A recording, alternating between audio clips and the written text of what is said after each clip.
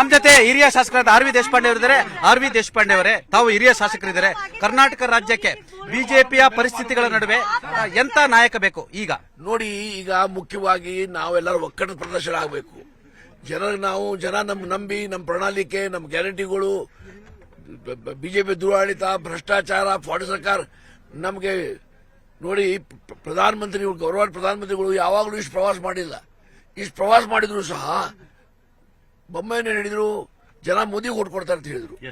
ಒಂದಿಷ್ಟಿಂದ ಇದು ಪ್ರಧಾನಮಂತ್ರಿಗೂ ಸಹ ಅವ್ರ ಮಾತು ಗೌರವ ಕೊಟ್ಟಿಲ್ಲ ಕರ್ನಾಟಕ ಜನ. ಅಂದ್ರೆ ಅವ್ರ ಬಗ್ಗೆ ಅಗೌರವ ಅಂತಲ್ಲ, ಅಷ್ಟು ಸರ್ಕಾರ ಕೆಳಮಟ್ಟಕ್ಕೆ ಹೋಗಿತ್ತು ಬಿಜೆಪಿ ಸರ್ಕಾರ.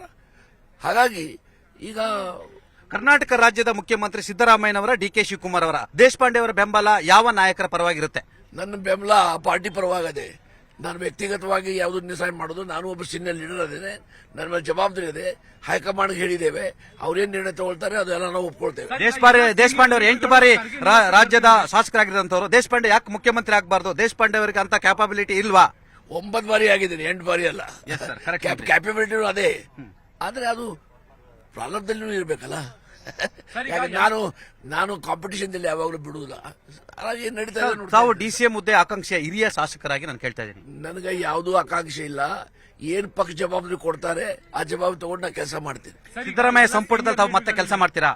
ಅರೆ, ಅವ್ರು ಮುಖ್ಯಮಂತ್ರಿ ಆದ್ರೆ ನನ್ಗೆ ಮಾಡಂತ ಹೇಳಿದ್ರೆ ಮಾಡ್ಬೇಕಾಗ್ತದೆ.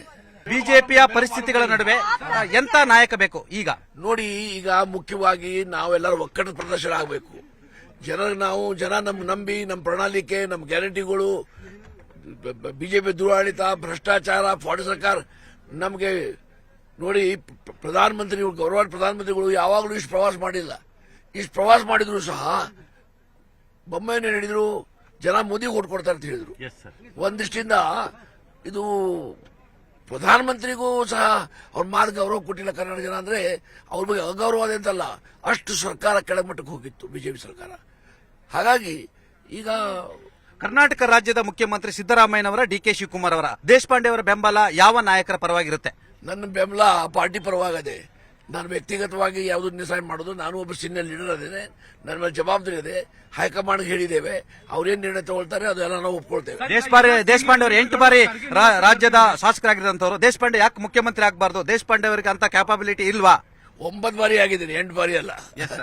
ಕ್ಯಾಪಬಿಲಿಟಿ ಅದೇ, ಆದ್ರೆ ಅದು ಪ್ರಾರಂಭದಲ್ಲೂ ಇರಬೇಕಲ್ಲ. ನಾನು ಕಾಂಪಿಟಿಷನ್ ಯಾವಾಗಲೂ ಬಿಡುವುದಿಲ್ಲ.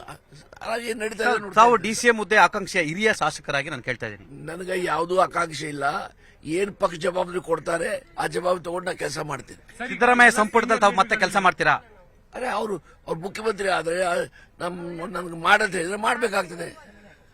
ಸರ್, ಹೈಕಮಾಂಡ್ ಪ್ರಮುಖ ಖರ್ಗೆ ಅವರನ್ನ ಭೇಟಿ ಆಗ್ತಿದ್ರು ಸರ್. ಭೇಟಿಯ ಉದ್ದೇಶ ಏನು ಸರ್? ಅರೆ, ಖರ್ಗೆ ಅವರು ನಮ್ಮ ನಾಯಕರು, ನಮ್ಮ ಅಧ್ಯಕ್ಷ ಅದಾರೆ, ಕೂಡಿ ಕೆಲಸ ಮಾಡಿದ್ದೇವೆ. ಸ್ವಲ್ಪ ಸಾಗ್ಬಿಟ್ಟಿದ್ವಿ ಸರ್. ಕೊನೆಯದಾಗಿ ಸರ್, ಯಾವಾಗ ಮುಖ್ಯಮಂತ್ರಿ ಹುದ್ದೆಯನ್ನ ಘೋಷಣೆ ಮಾಡುತ್ತೆ ಹೈಕಮಾಂಡ್ ನಿಮ್ಮ ಪ್ರಕಾರ? ನಾಳೆ ನಾಡ್ದೊಳಗೆ ಆಗ್ಬಹುದು. ಎಸ್ ಸರ್, ಇವಿಷ್ಟು ಆರ್.ವಿ. ದೇಶಪಾಂಡೆ ಅವರ ಅಭಿಪ್ರಾಯ. ನಾಳೆ ಅಥವಾ ನಾಡ್ದೊಳಗಡೆ ಮುಖ್ಯಮಂತ್ರಿ ಹುದ್ದೆಯನ್ನ ಹೈಕಮಾಂಡ್ ಘೋಷಣೆ ಮಾಡ್ತಾ ಅಂತ ಹೇಳಿದ್ರು. ಅದರ ಜೊತೆಗೆ ಸಿದ್ದರಾಮಯ್ಯ ಸಂಪುಟದಲ್ಲಿ ಅವರು ಏನಾದ್ರೂ ನನ್ನ ಮಂತ್ರಿ ಮಾಡಿದ್ರೆ ಕೆಲಸ ಮಾಡೋದ್ರೆ ನಾನು ಮಾಡ್ತೀನಿ ಅನ್ನೋ ಮುಖಾಂತರ ಪರೋಕ್ಷವಾಗಿ ಸಿದ್ದರಾಮಯ್ಯ ಅವರೇ ಈ ರಾಜ್ಯದ ಮುಖ್ಯಮಂತ್ರಿ ಅನ್ನುವ ಒಂದು ಸುಳಿವನ್ನು ಕೊಟ್ಟರು. ಕ್ಯಾಮರಾ ಪರ್ಸನ್ ನೂರ್ ಅಹಮದ್ ಜೊತೆ ಚಿದಾನಂದ್ ಪಟೇಲ್, ನವದೆಹಲಿಯಿಂದ.